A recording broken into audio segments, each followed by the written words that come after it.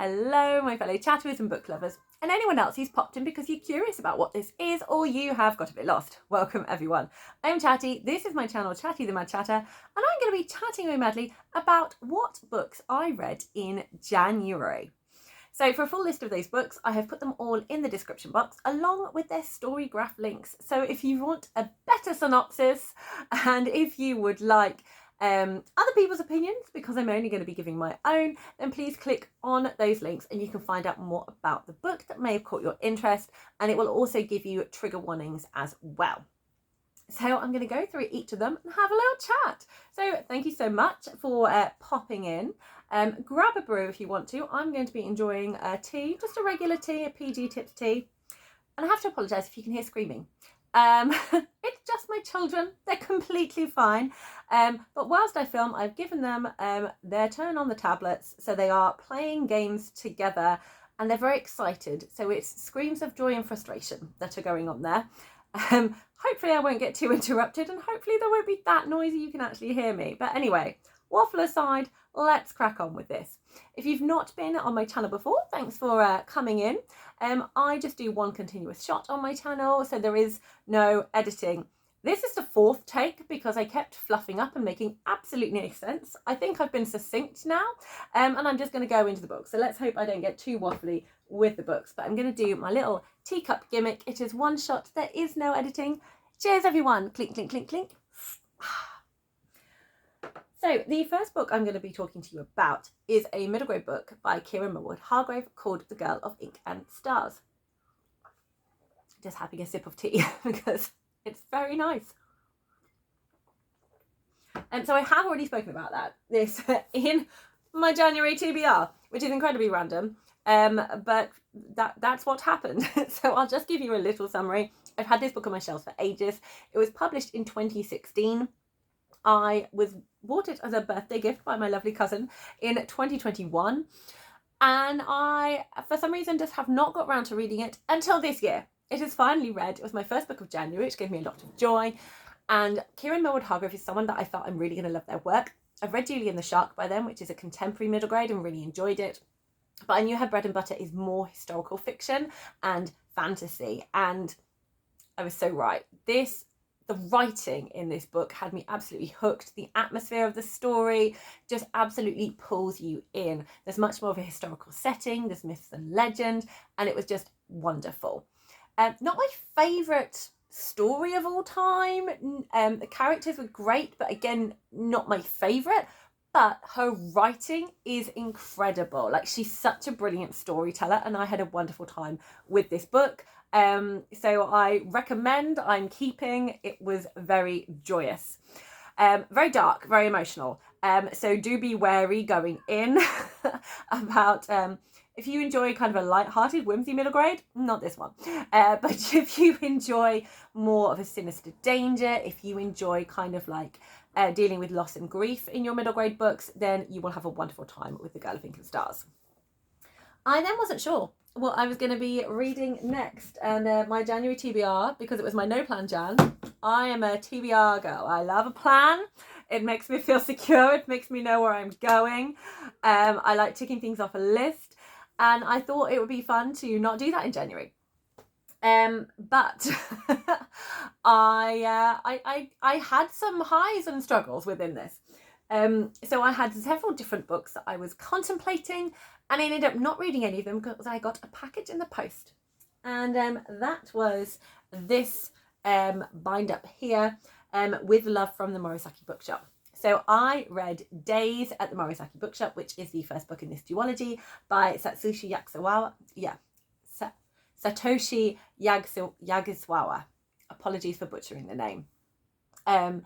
This was just what I needed. I was still very much feeling kind of like the crazy winter mad rush, end of term burnout, and kind of there were lots of busy things happening in January, so light reads was really what I needed, and this was so warm-hearted and comforting. It was a real gentle comfort read. So our protagonist, Takeko, has suffered a breakup and not sure of the direction she's going with her life. and she finds a sanctuary with her uncle. And in her childhood, they were very, very close.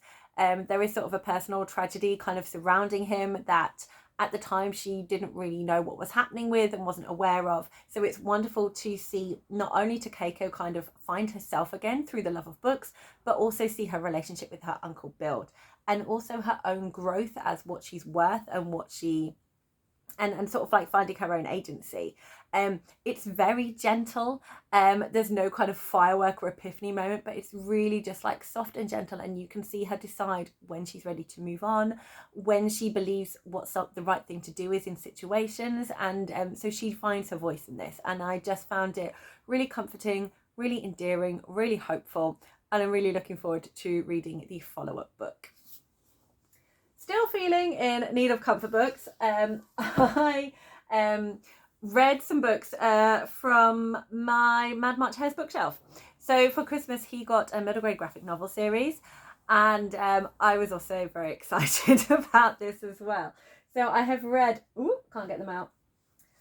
I have read the first 2 books in the 5 World graphic novel series. So this is a sci fantasy.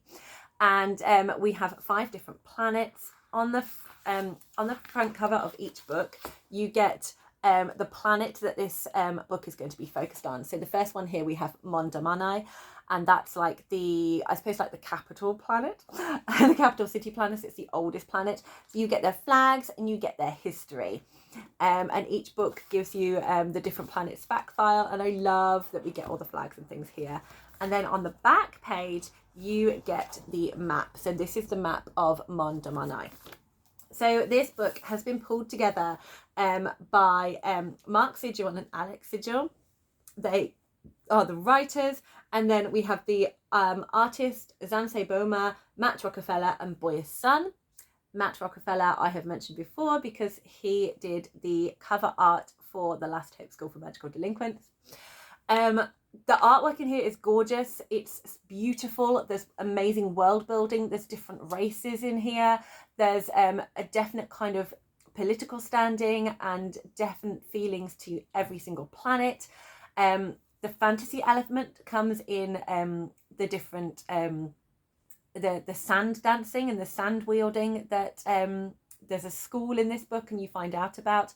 We follow Una, who is a central character here, and she is a human girl who lives on Mondamai.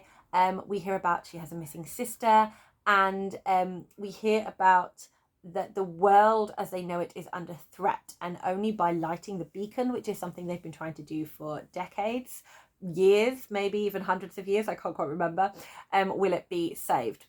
And then she meets up with an unlikely pair, one from the slums of Mondakai and one who is an elite athlete.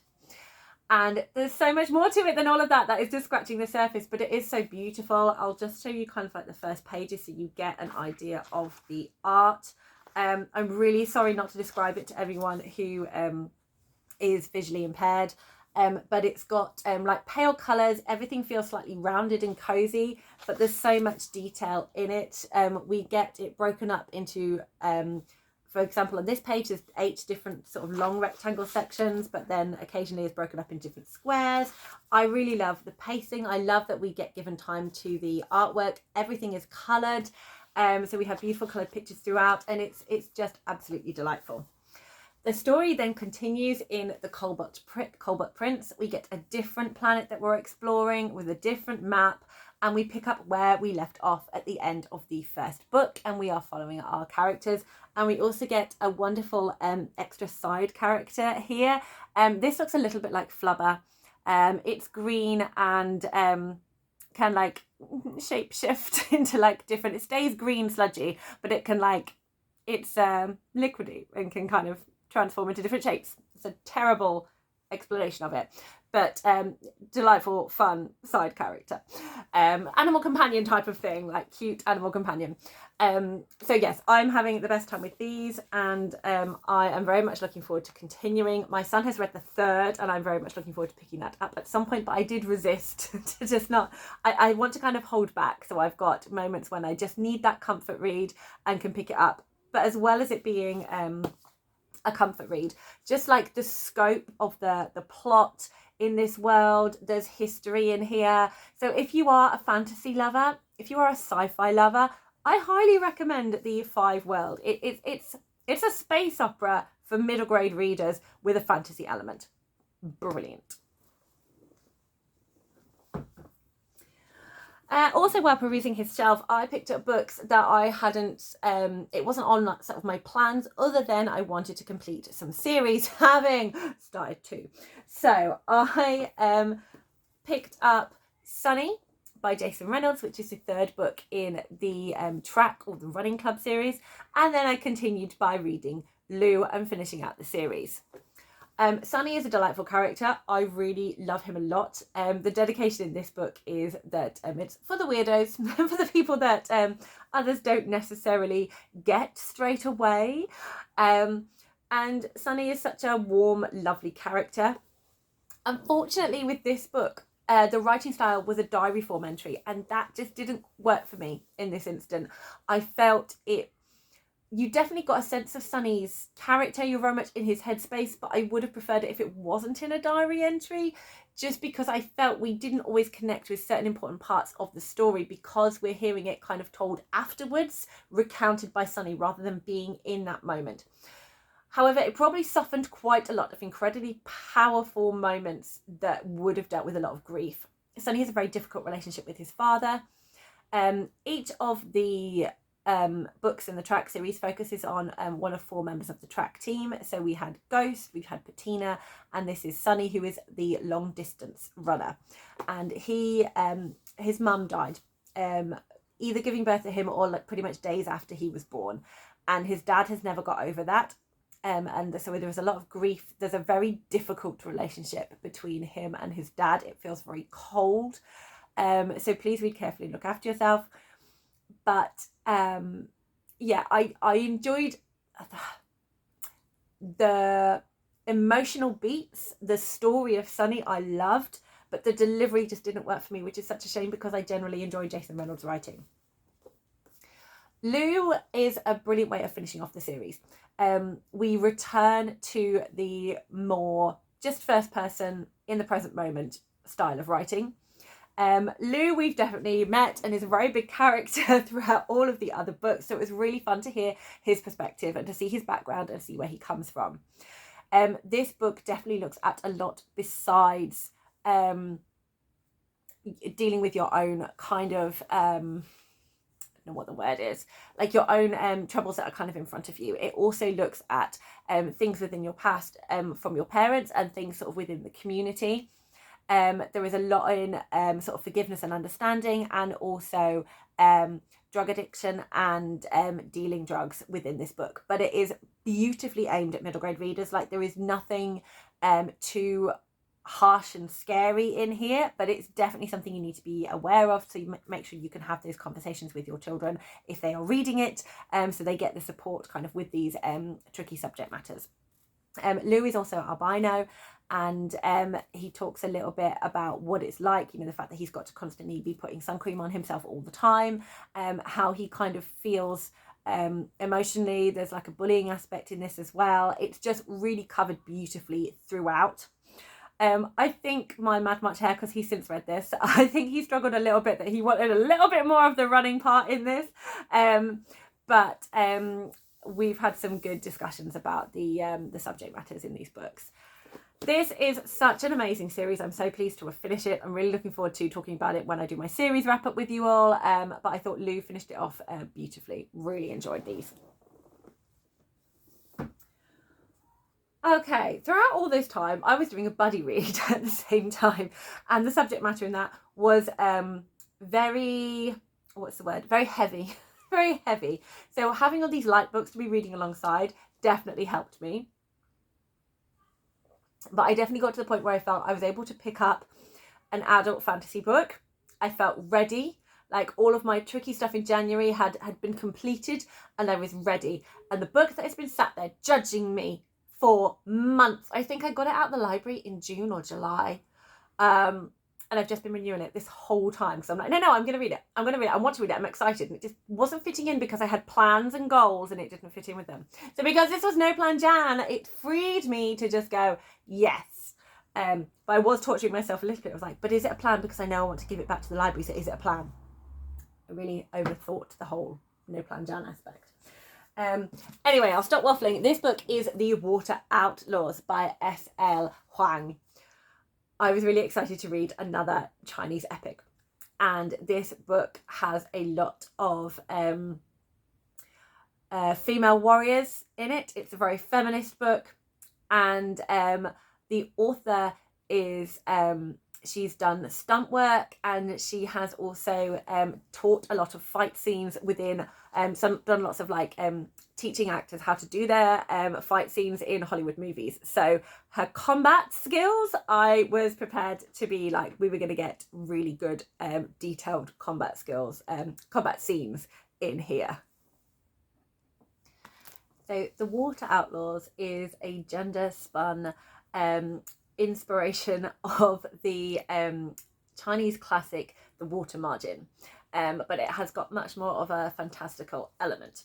I've not read The Water Margin, but that's what I get from looking it up.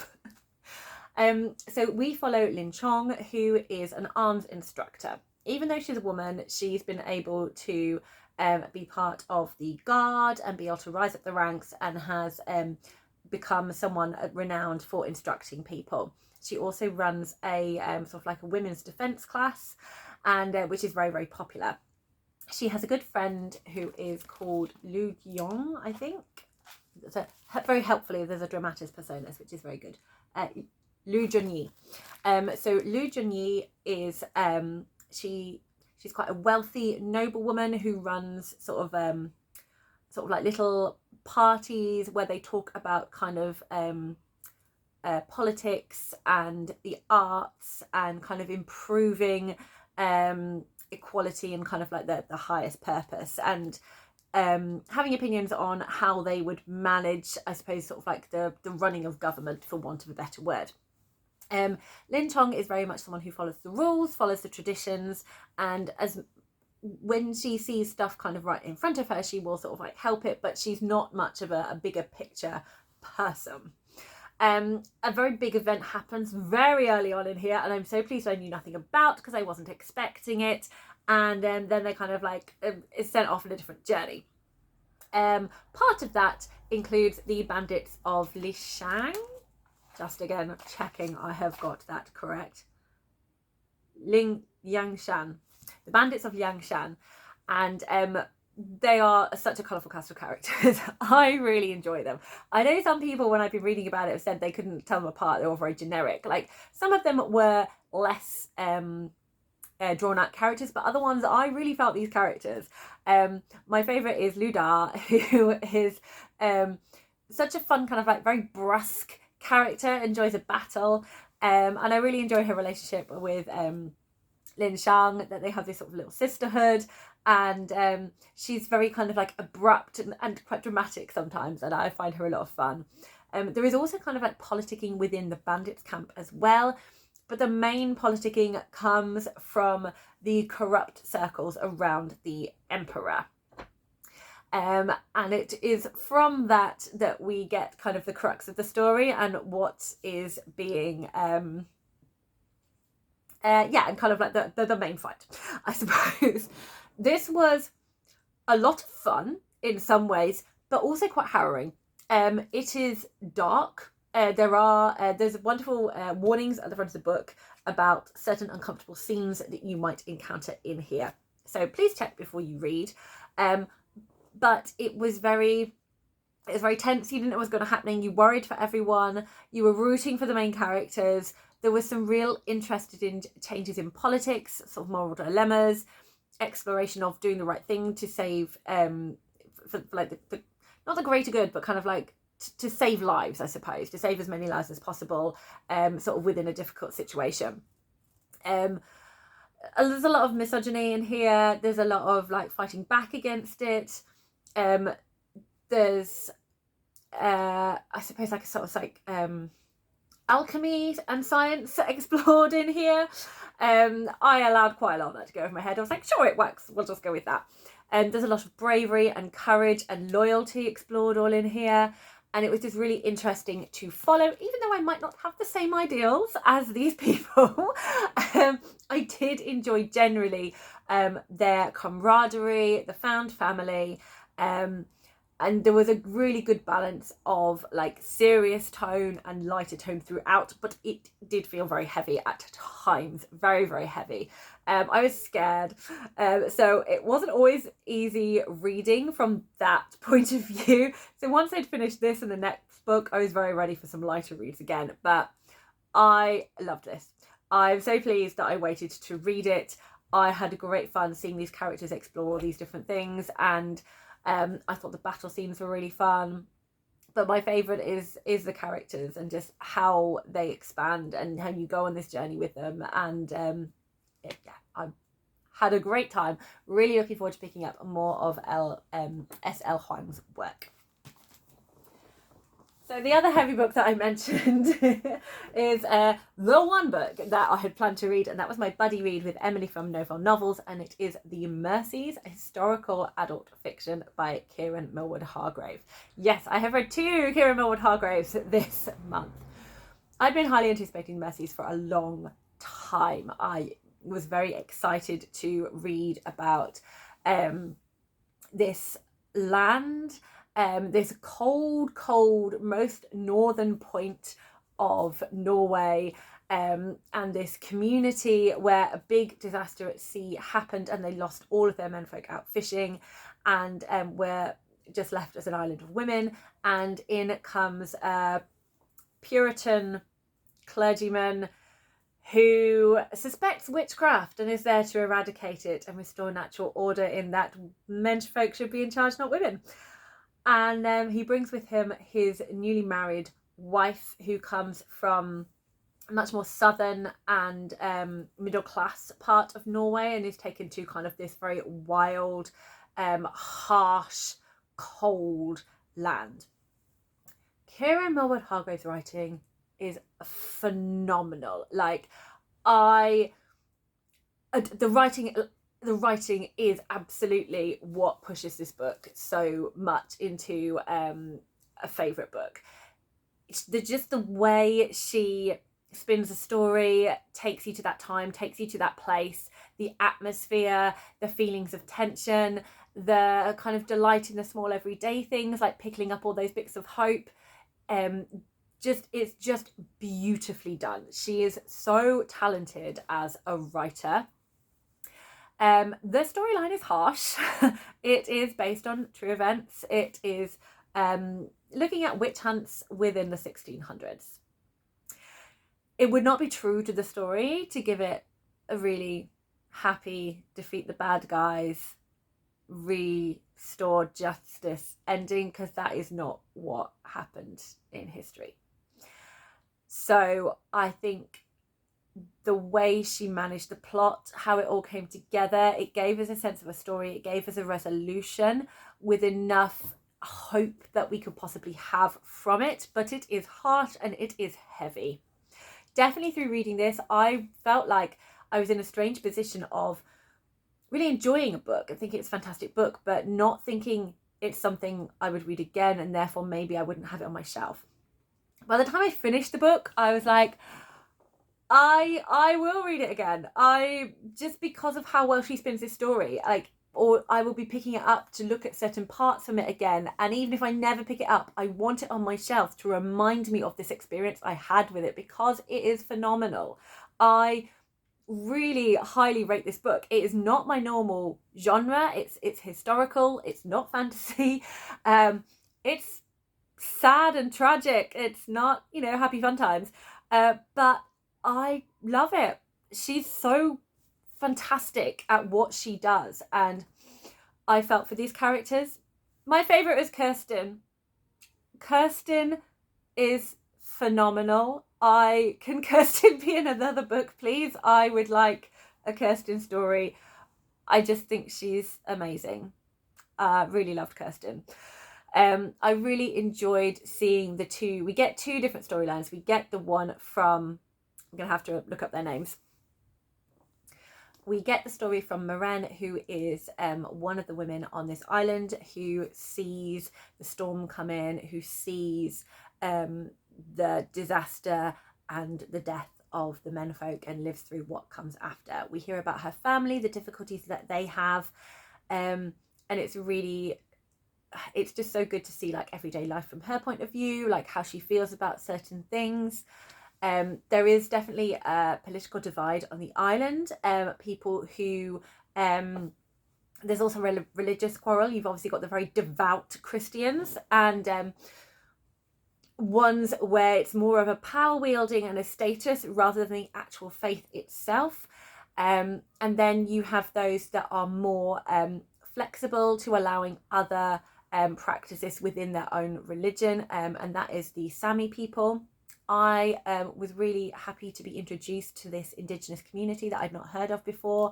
I also then did my own research about it, and so it opened this lovely rabbit hole for me to go and explore about this other culture. And they were absolutely hunted to almost extinction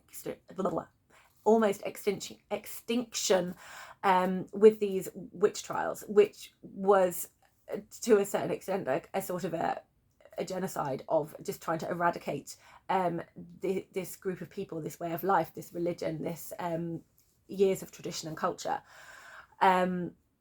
So you have some, and it was really wonderful to hear of these practices, of like how they saw death and their death rites and their life, and we kind of see that persecution kind of coming through.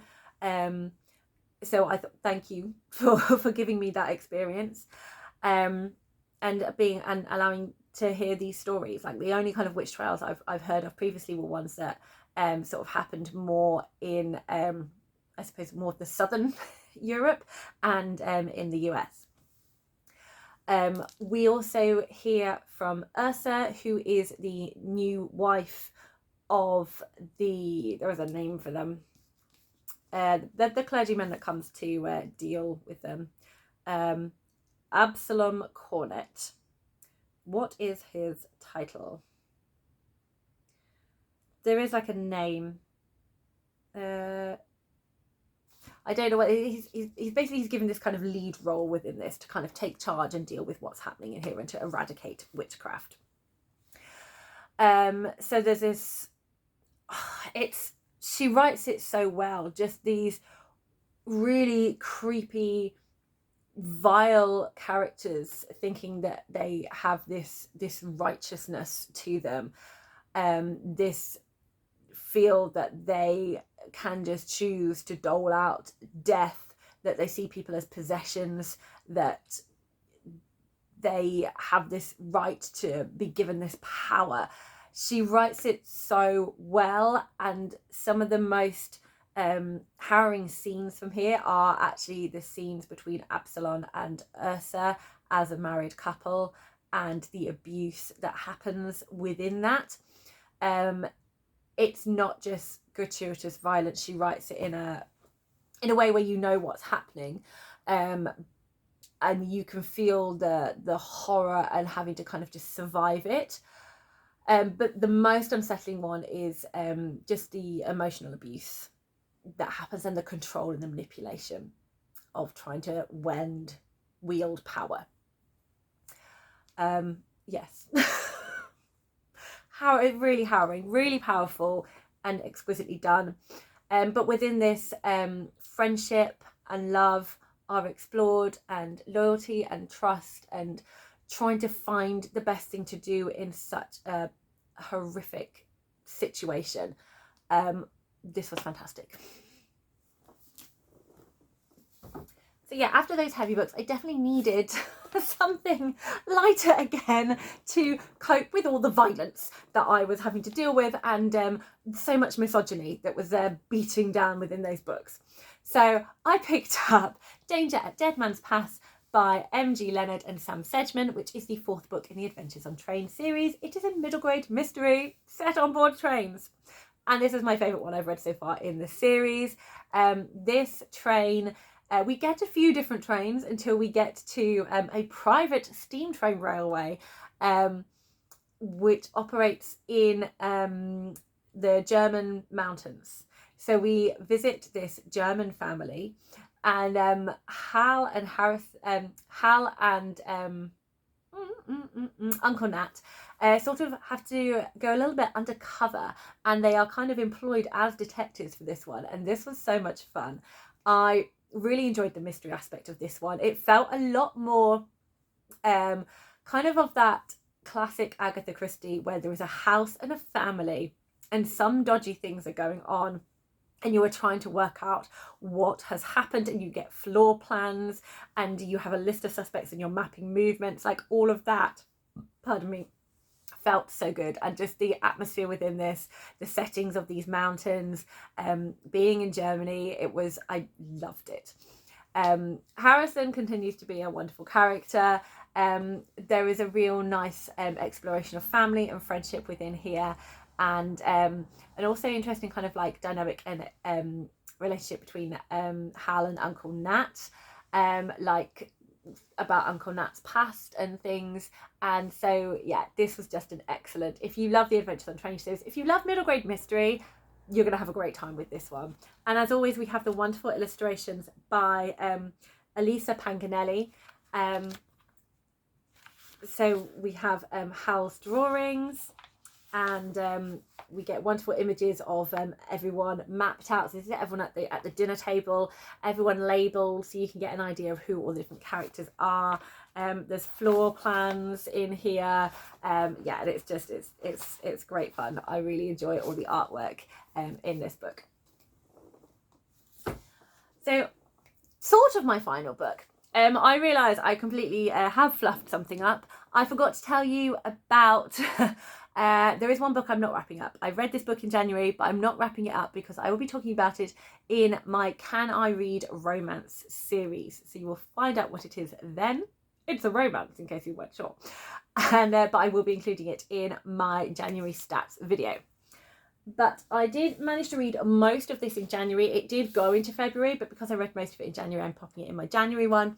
And this is Heart of the Sun Warrior by Su Lin Tan, which is the follow-up to Daughter of the Moon Goddess.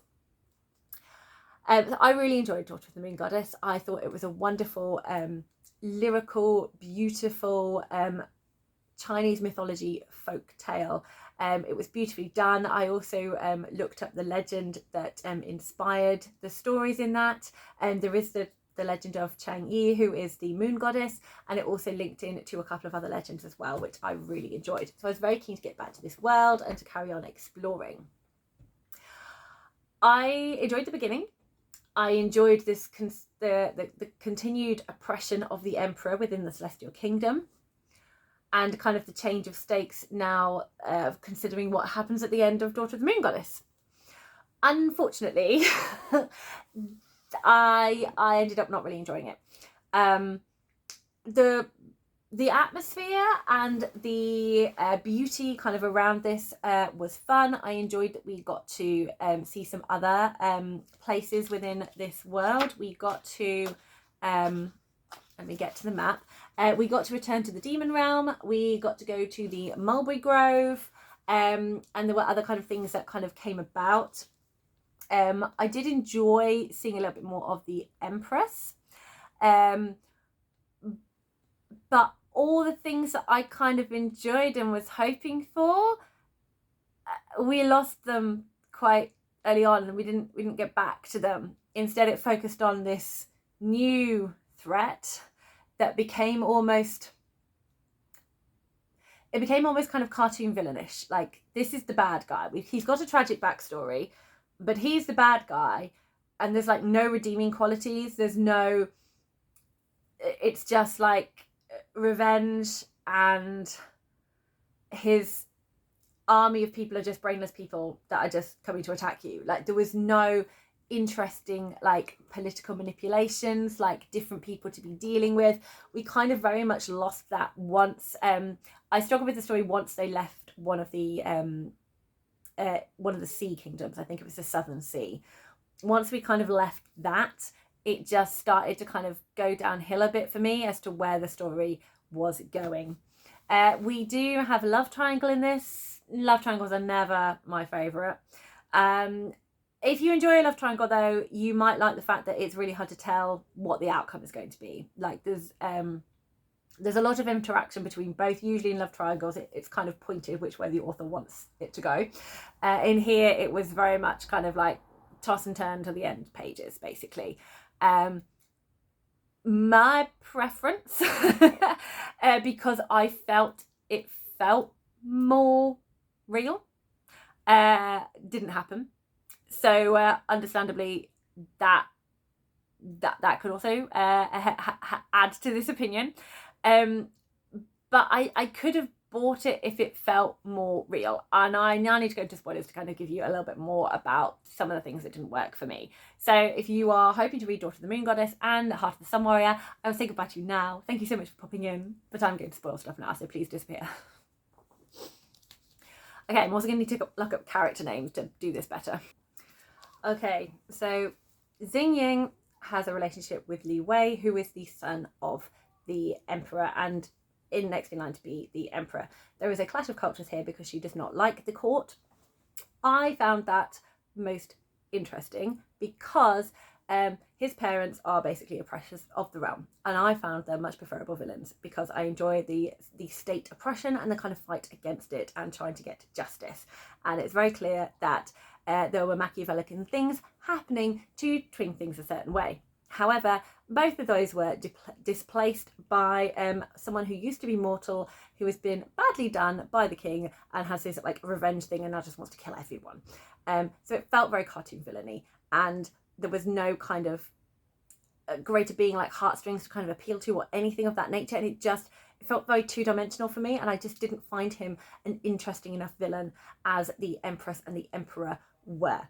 I also liked kind of the difficulties between feeling caught, feeling like trapped within this politicking, and herself being freer in other areas. So I enjoyed the relationship that she had with Li Wen. I felt there was a lot more history there. I felt there was lovely layers of friendship and trust and things that were built up to. Wei Xin, who is the Demon Realm guy, there was a massive trust issue that I don't think was ever properly dealt with, apart from him saying, "I'm sorry, I love you," a lot. And I don't feel we get past that. And basically, to me, it kind of felt like he died and then she fell in love with him because he was dead. And I kind of didn't buy it. Beyond being a bit broody and trying to prove that he loves her, it didn't really get their love story. But then it turned into this big love story between them for sort of the end. And it didn't work for me. So love story didn't work, villain didn't work. And I felt a little bit let down by the revival of Xingying's dad and appearing again, which was great. But then we didn't really do a lot with him. Like he just kind of felt very much like a side character rather than having anything else bigger happen with him. So unfortunately it didn't work for me, but I still love the Daughter of the Moon Goddess, and in my head I'm going to have that as a standalone and just pretend this one is not here. Thank you so much for watching, everyone. Please let me know any thoughts you have on these, and I look forward to seeing you in another video. Happy reading.